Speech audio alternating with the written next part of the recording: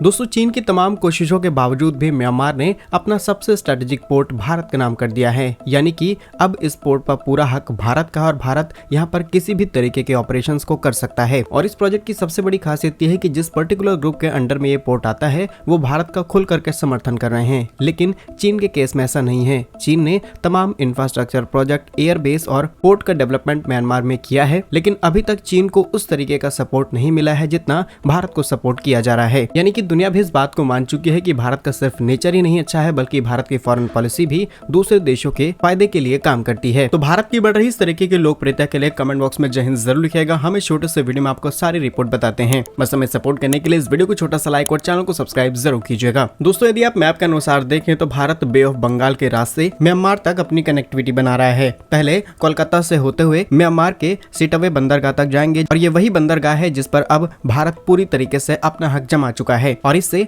न सिर्फ हम म्यांमार तक की खुद की कनेक्टिविटी बढ़ा पाएंगे, बल्कि जो हमारा नॉर्थ ईस्ट एरिया है वहां पर भी भारत इजीली कनेक्टिविटी बना सकता है। पहले भारत को यही रूट चिकन नेक के माध्यम से लेकर के जाना पड़ता था और उसमें काफी ज्यादा समय लगता था। लेकिन ये खबर भारत के लिए जितनी ज्यादा अच्छी है उतनी ज्यादा चीन के लिए बुरी है। असल में कुछ दिनों पहले ही वीडियो में हमने आपको बताया था कि चीन ने किस तरीके से भारत के अंडमान से सिर्फ 300 किलोमीटर की दूरी कोको आइलैंड पर अपना एक मिलिट्री बेस बना करके तैयार कर लिया है। लेकिन म्यांमार के ही आइलैंड पर चीन के इस कब्जे के बाद भारत ने इस डील को जल्द से जल्द फाइनलाइज करने की कोशिश की ताकि हम म्यांमार के इस बड़े पोर्ट पर अपना हक जमा सकें। और अब भारत इसी पोर्ट के माध्यम से तमाम तरीके के ट्रेड, बिजनेस, इंपोर्ट और एक्सपोर्ट कर सकता है। और सीधे सीधे जो हमारा नॉर्थ ईस्ट एरिया या फिर कहें अरुणाचल प्रदेश तक हमारी मिलिट्री सप्लाई भी हम आसानी से इसी रूट के माध्यम से पहुंचा सकते हैं। तो वाकई चीन के लिए ये तो एक बड़ी टेंशन की बात हो चुकी है। साथ ही आपको बता दें कि म्यांमार का यह सितवे पोर्ट भारत के नाम तो अब हुआ है, लेकिन भारत ने लास्ट ईयर यानी पिछले साल से यहाँ पर अपने ऑपरेशंस कंडक्ट करने शुरू कर दिए थे और तमाम तरीके के ट्रेड एंड बिजनेसेस भारत ने इस रूट से करने ऑलरेडी एक साल पहले ही शुरू कर दिए हैं। साथ ही इस पर्टिकुलर लोकेशन पर रहने वाली अरकन आर्मी ने भारत को खुल करके सपोर्ट किया। साथ ही उन्होंने कहा है कि हम भारत के साथ सभी तरीके के बिजनेस करने में बहुत ज्यादा इंटरेस्टेड हैं। भारत की विदेश नीति के तहत वो ये मान चुके हैं कि भारत इस समय बहुत ही ज्यादा रिस्पॉन्सिबल कंट्री है और आगे चल के म्यांमार की मदद हर तरीके से करने वाला है। फिलहाल ईरान के बाद अंतर्राष्ट्रीय स्तर पर भारत का दूसरा पोर्ट हो चुका है जहां पर भारत पूरा हक जमा चुका है। इस खबर पर आपका क्या कहना है कमेंट्स में जरूर बताइए। भारत कैसे ही यूजफुल एंड इन्फॉर्मेटिव वीडियोस पाने के लिए इस वीडियो को लाइक और चैनल को सब्सक्राइब जरूर कीजिएगा। मिलेंगे हम आपको एक नई और इंटरेस्टिंग वीडियो में, तब तक के लिए वंदे मातरम। भारत माता की जय।